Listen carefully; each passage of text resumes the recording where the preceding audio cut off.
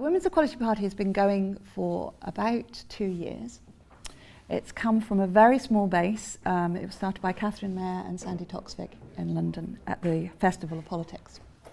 We now have over 65,000 members, and our membership is growing faster than any other small party.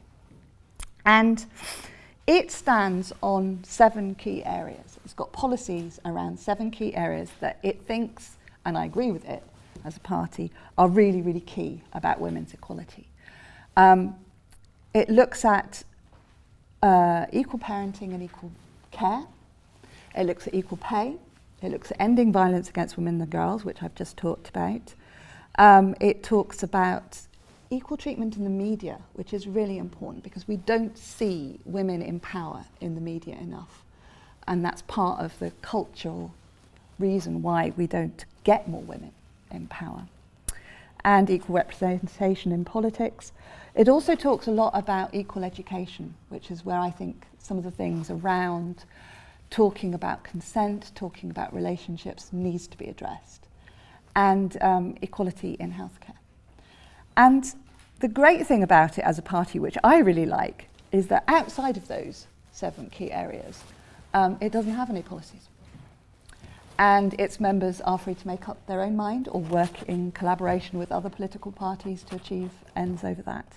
And the other reason I like it is because it's to trying, like other small parties, to do politics a bit differently.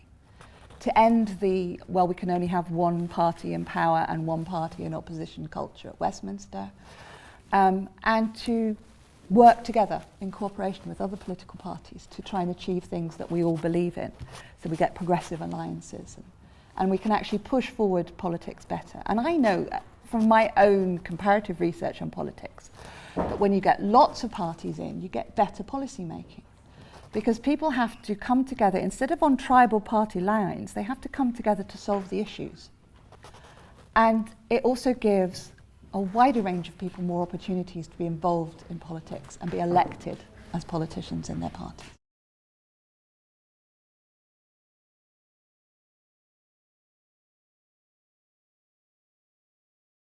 I've worked with governments that are in power, and they're often quite keen on the research that I produce, and they do want to know about it. But there's absolutely no levers that make them act on it. And particularly if it's outside their political views, or if they think the time isn't right to act on it, they won't act on it. But what I think they do, what I think politics enables you to do, is push forward policies and legislation, work with other politicians, and also represent your constituent. You know, represent people in a democratically elected way. I've never done that before. I would really like the opportunity to try, and I'm not saying it would be a natural progression, but it's a very different way of trying to get things you care about dealt with, and I want to have a go at it.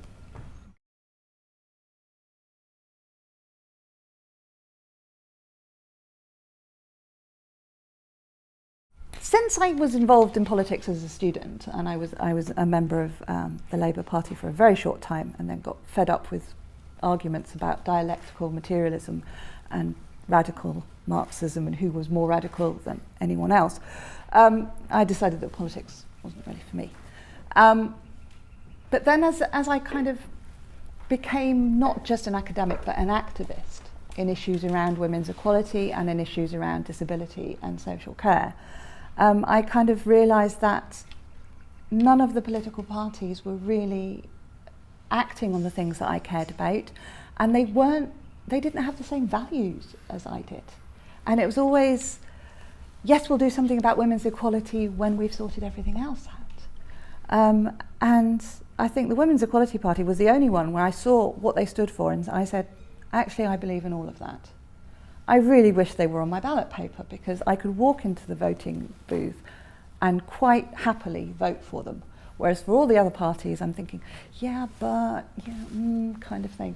So that's why the Women's Equality Party.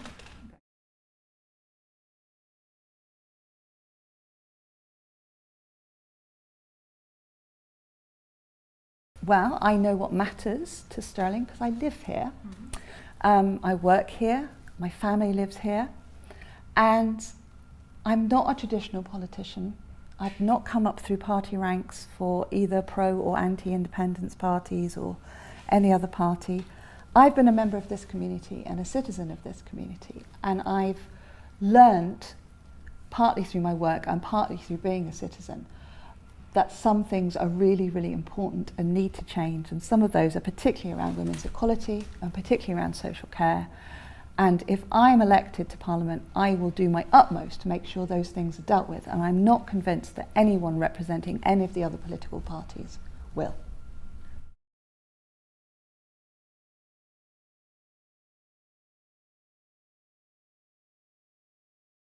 It's not so much what party, but particularly the system in Westminster, which is first past the post.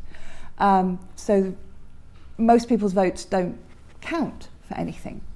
And it's first past the post, and then one person representing a large party represents the whole of that constituency.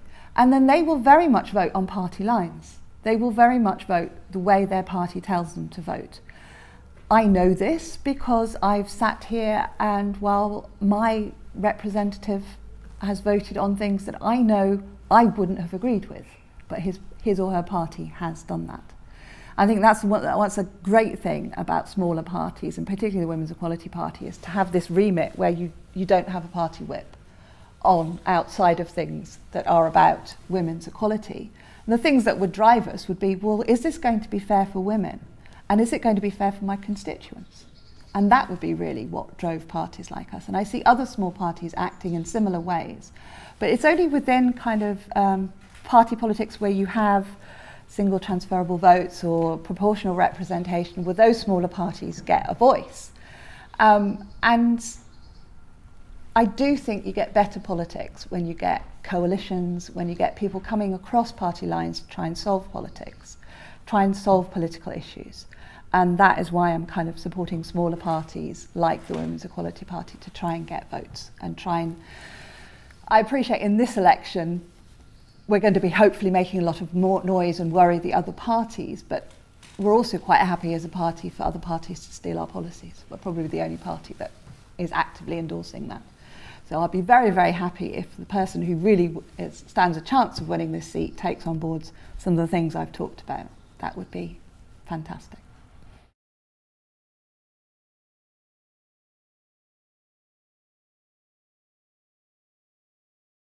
One of the reasons I can sit here as somebody who's survived post-traumatic stress disorder and has survived abuse and has a physical disability is because people have supported me. Some of them were paid, some of them were unpaid. The people who were paid, I'm damn sure were not paid enough. Absolutely sure were not paid enough. And it sounds like I'm blowing my own trumpet, but I think I've got a lot to offer, both in terms of being a mum and being a carer and working. And the people who helped me put my life back together helped me help other people. My students wouldn't have me if it weren't for those people. And I know some of them would rather not have me, but I'd like to think that, you know, the role that I play as an educator is important in those terms. But I also, I would really, really agree with you on the, you know, the Women's Equality Party and why this party, in terms of the core issues that drive us are around women's equality, and that's why we've got policies in those 7 areas, because those are the real things that need fixing. Outside of that, as a woman in politics, I will be driven by my own experiences.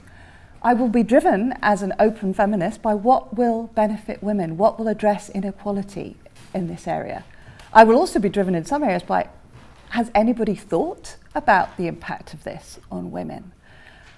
I would like to think if those people were making the big decisions around austerity and the things that were going to happen had known that 76% of the impact of austerity cuts would fall on women, they might have stopped and said, maybe not, maybe that's not fair. But they didn't think that. It took academics like me afterwards to work it out, and it didn't drive their decision making at all. And that's why I think we need people like me who are considering the impact, not just on women, but on disabled people, on other people whose voices are not heard in the system, who will be thinking about that all the time, thinking about our values, thinking about our constituents and what matters to them, and what matters to us as people. Because we all care about each other and we all want a thriving society and a thriving community. And if we're not hampered by traditional politics, we can find some really creative, innovative ways of solving some of those things. And I think we do need parties like the Women's Equality Party who are trying to break out of that mould of traditional politics. So thanks for your question.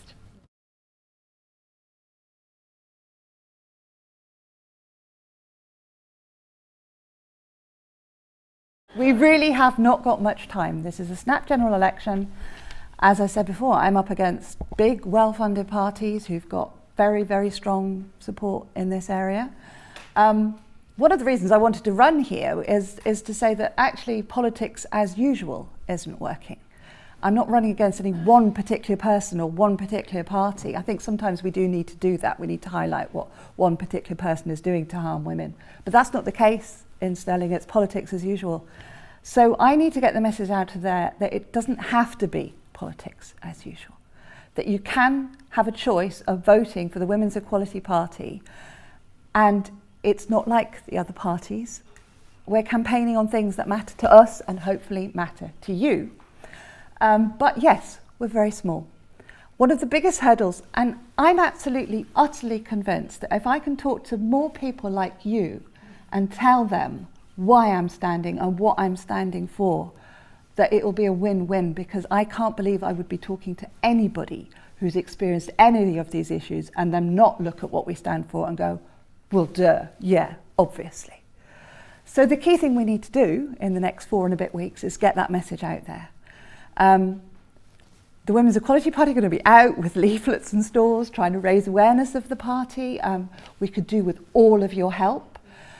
Spreading the word through, particularly through the organisations and the people that you know care about social care, care about childcare, care about violence against women.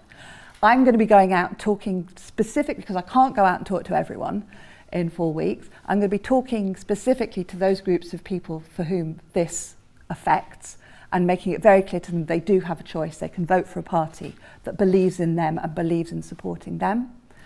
If any of you can think of any other ways that we can get our message out as creatively and innovatively as possible, because we are doing politics differently and we're doing politics on a shoestring, but our message is really, really important, and the things we stand for are really, really important. And I'm utterly convinced that once people know what we stand for, I will not have to persuade them to vote for us. I'm utterly convinced that a lot of people will say, yes, I stand for those things as well.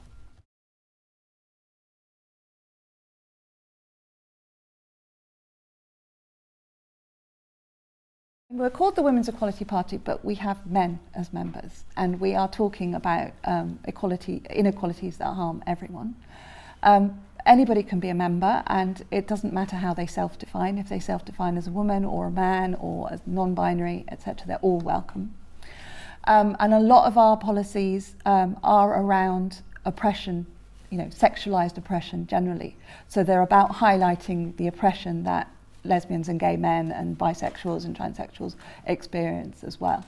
So definitely as a party we're about trying to get rid of those different gendered oppressions and how they impact on people.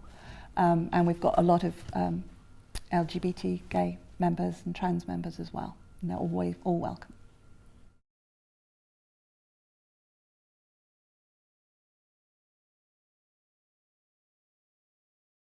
We don't have a stance on Brexit other than there's been a referendum held and things will now happen. The things that we as a party are particularly concerned about are making sure that women's voices and women's issues are at the centre of all of the negotiations and all of the decisions that are taken.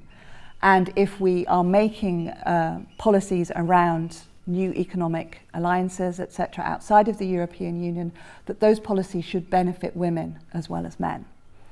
And I'll preempt your question, the next question that might come out, because I'll say it now, is that we don't have a policy on Scottish independence either. And I'll say that now because somebody at some point will ask me that. Our take on, and my particular take on that, is whether Scotland has another independence referendum or not should be up to the people of Scotland. we know that referendums are a more effective way of getting women's voices heard, because if we rely on traditional parliamentary politics, it'll be overwhelmingly men that decide it. So for that reason, I think it's the sort of thing that probably should be decided by a referendum. If you were going to ask me which way I would go on that, I would have to be convinced by both sides that the outcome would be better for women's equality. That would be the driving thing for me. And I think that would be the driving thing for all of our party members. Okay, now this time I really will thank you all for coming out on a lovely Tuesday evening. And please do come to the back, pick up leaflets. There are leaflets there not just about our parties, but about some of the local organisations that work in these areas as well. And thank you all very much. And get out, vote, and sign up your friends. You don't have to vote for me, but it would be really, really nice if you did. Okay, thank you.